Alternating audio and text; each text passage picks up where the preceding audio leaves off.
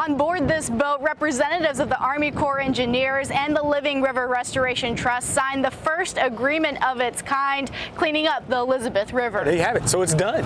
Today, the results of 3 years worth of work. What we're doing is worthy of this sort of pause because it's first. Signatures from people with the Army Corps of Engineers and the nonprofit group Living River Restoration Trust finalized authorization of a new program.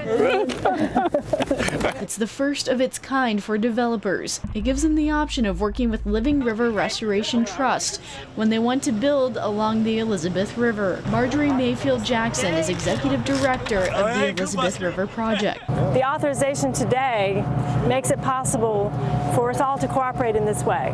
It's quite amazing and brings tears to my eyes. If developers choose to work with the nonprofit, they can build on ground that's not contaminated.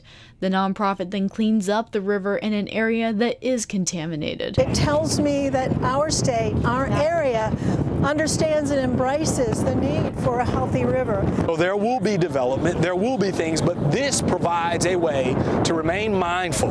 In Norfolk, Megan Shin, 13 News Now.